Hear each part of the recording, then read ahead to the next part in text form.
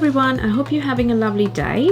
I know my watercolor videos recently have been really well received, and it looks like you have been really missing my watercolor content, so I thought I'll just carry on with that. So today I want to share something with you that I started working with last night.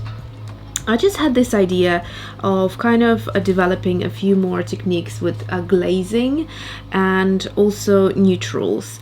So I will get to the neutrals part later on in the video. If it's too long, then it will be part 2. What I'm using here to create these lovely analogous color studies is this fragment from my Swatch Joy clear stamp set.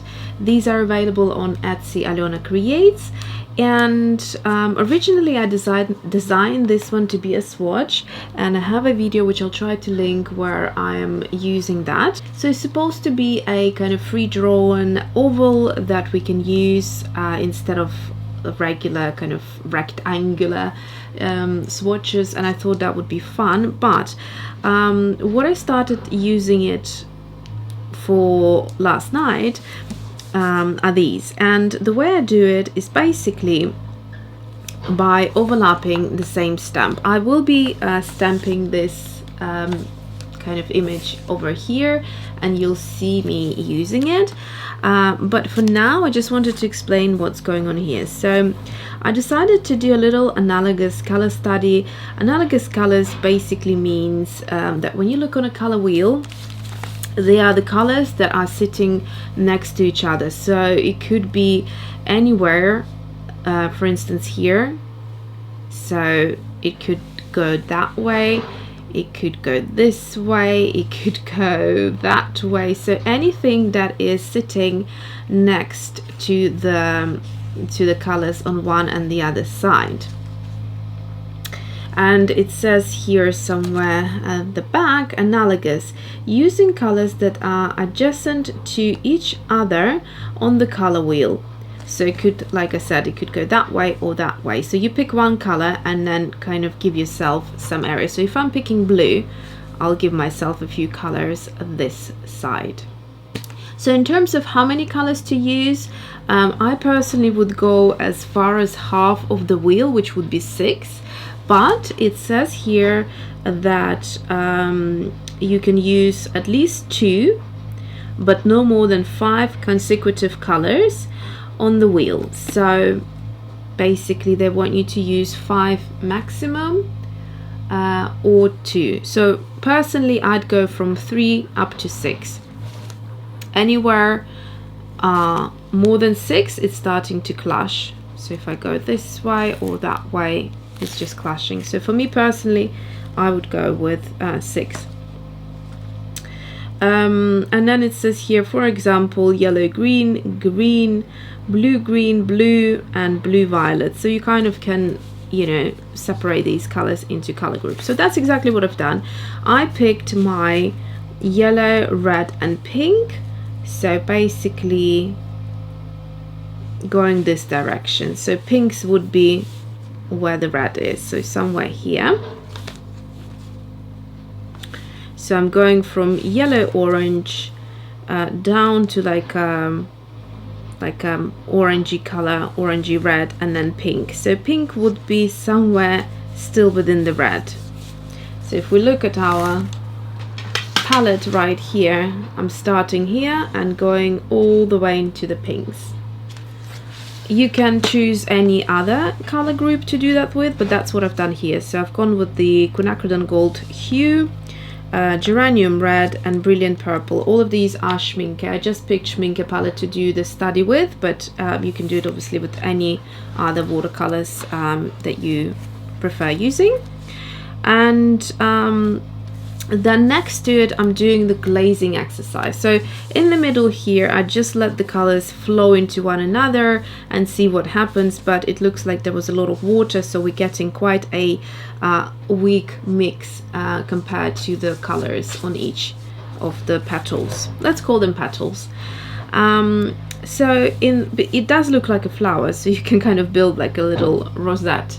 So here I have stamped 6 petals, And I started again with Quinacridone Gold Hue, but the key here is here all the colors were still wet and I was doing it in one go, and this is why they all merged.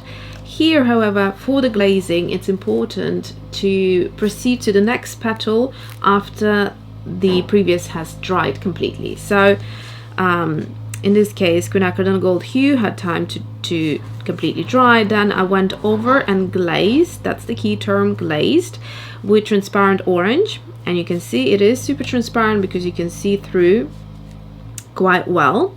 And then I went again, waited for it to dry, and went over with geranium red. So you can see here geranium red doesn't look quite like this because it has had some pink go into it, some yellow, and it sort of has color changed a little bit.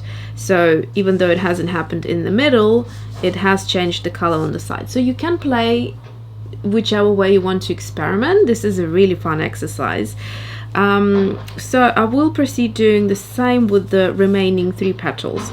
The thing that I want to pay your attention to is that in this exercise you're learning to glaze and you are kind of developing your color recipes by glazing and seeing what you're getting. So glazing and mixing wet creates a different effect.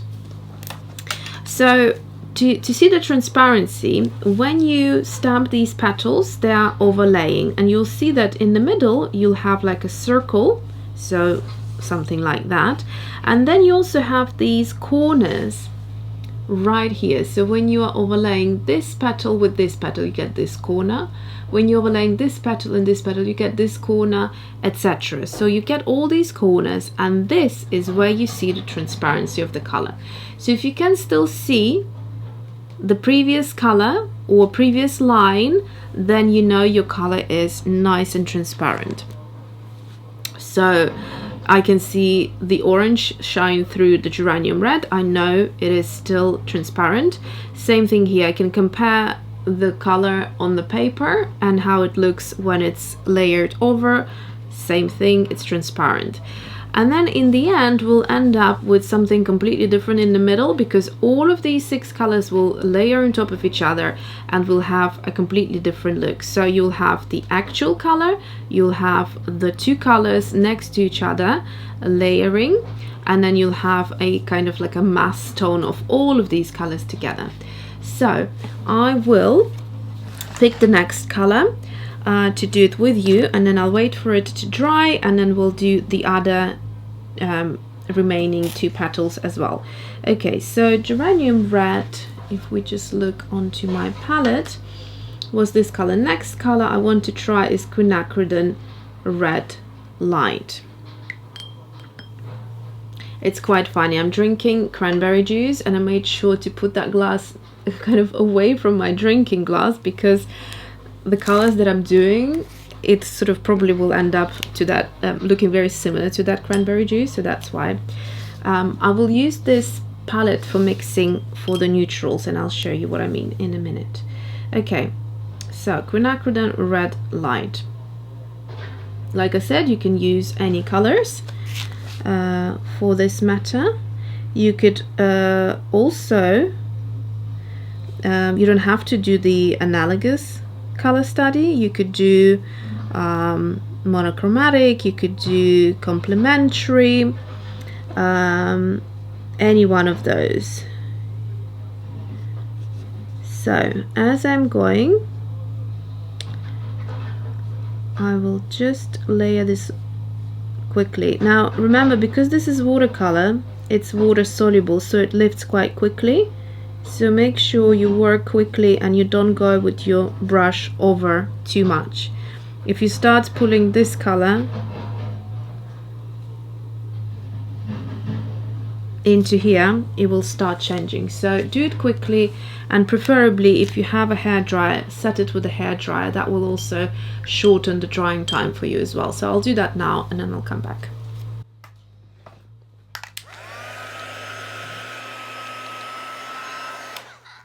So I prefer to not dry things 100%, because then the page starts warping and curling.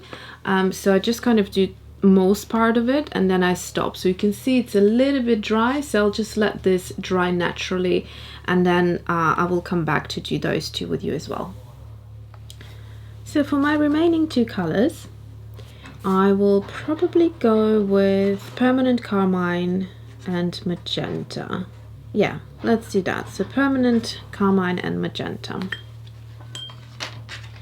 They're right next to each other on my palette, or in my palette rather.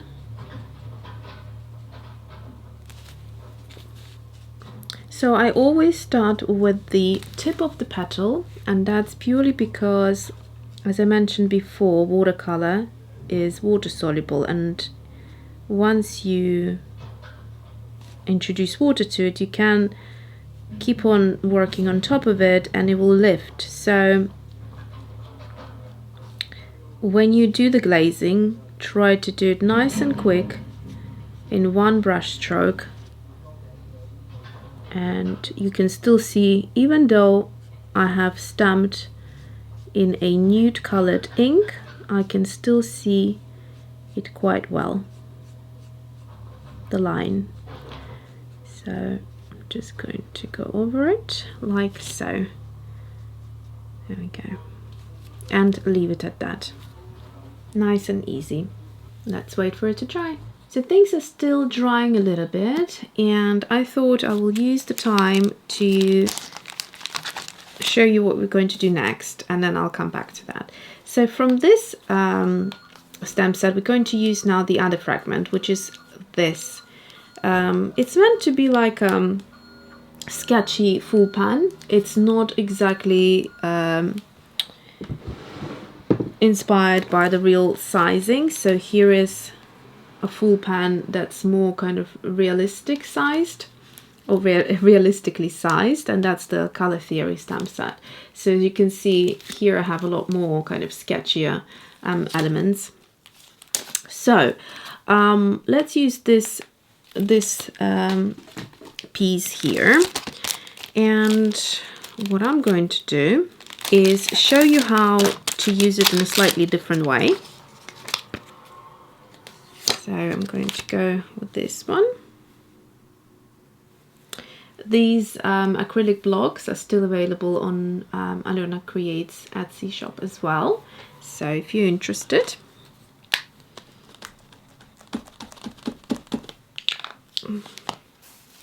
So they have a little Alyona Creates logo here. Is it focusing? There we go. If you wanted to add something like that to your collection. So what I'm going to do is I'm just going to use this space here on top of the page and just stamp it like that, but I'm going to overlay it. Now, in terms of ink, my ink of choice for this exercise is the Distress ink by Tim Holtz in Tattered Rose. I just really like it. I've been using it for years, and I prefer how the stamped images look. So I'm just overlaying them, and you can see I'm creating a group of 3. So I will do that 2 more times, and we will then pick our primary colors to play with, and you'll see why. The idea here will be to create an interesting looking neutral color, so that would be the color in the middle. Okay, so we're going to pick 3 yellows, 3 reds and 3 blues, and by picking those colors I will be picking colors that I think would be interesting in sort of color mixing. They won't be your usual classic, you know, like, I don't know, say lemon yellow or ultramarine. They would be a little bit more exotic. So, okay, coming back to this, it's still drying, so I think I'll leave it until it's fully dry. I'm filming a few videos today, so I have to be quite cautious with my time. Okay, so for my yellows, I will pick any of those yellows and I'll try to change it up a little bit and give it a nice variety. So I'll go for lemon yellow, I'll go for transparent yellow, and I'll go for quinacridone gold hue, and this would be my yellow selection.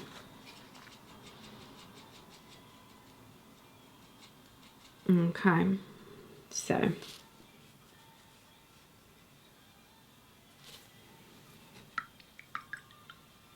next one is transparent yellow.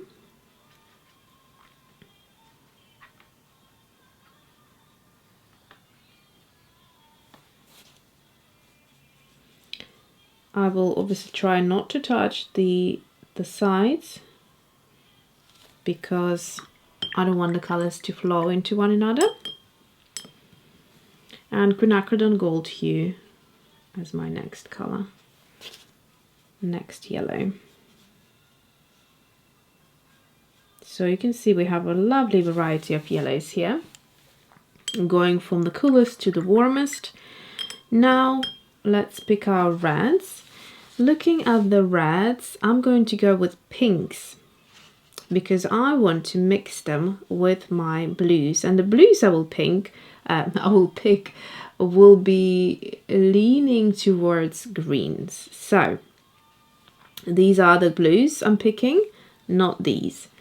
Okay, so in terms of the reds, I think I'm going to go for Quinacridone Red Light and Rose Madder and Magenta. I think that would give us a nice variety. So Quinacridone Red Light,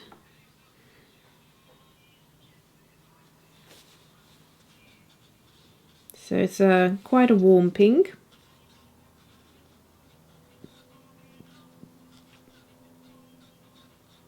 Like that. And then Rose Madder.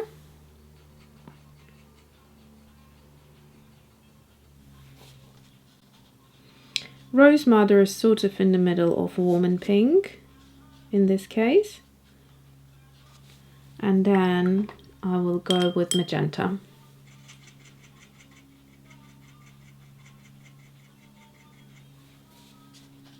So that would be the coolest one out of the three.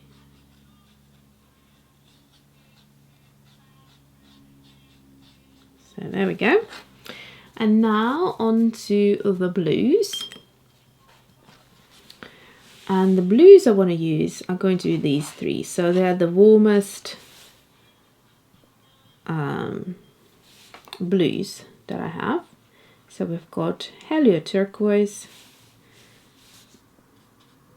super vibrant turquoise color.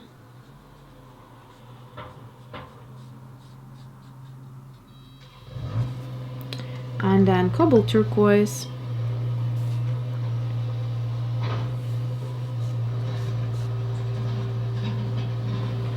these colors already are looking super welcoming and super fun, like you just want to create.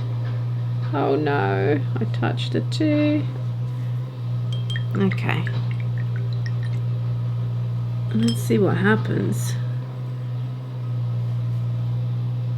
It's very interesting. It's kind of the Cobalt Turquoise is really pushing Helio Turquoise. It's a bit of an antisocial color, isn't it?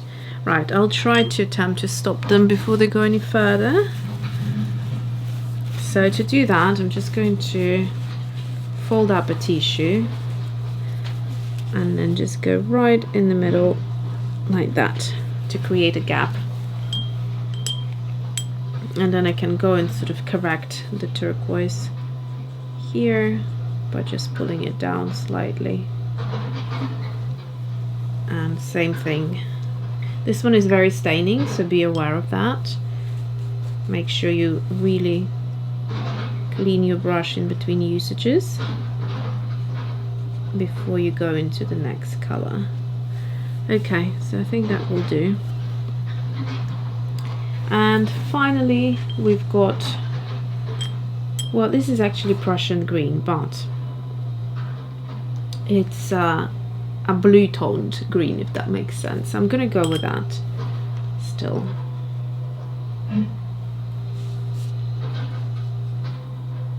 So you can see it's the greenest out of them, but technically still within that turquoise color family. Maybe a slightly more distant cousin, but you know, it will do. So I'm just going to lift some of it off to reveal the color. Okay, so at this point we're almost dry, so I'm just going to hit it with the dryer and we'll come back. Okay, so for the final color I actually decided to mimic what I had here with the brilliant purple, so that I have all three colors in this flower that I had here, and that way we can compare whether this actually brilliant purple has also changed as has the geranium red, due to a different technique. So I'm going to go with the brilliant purple, which is right at the bottom of my palette. So right here.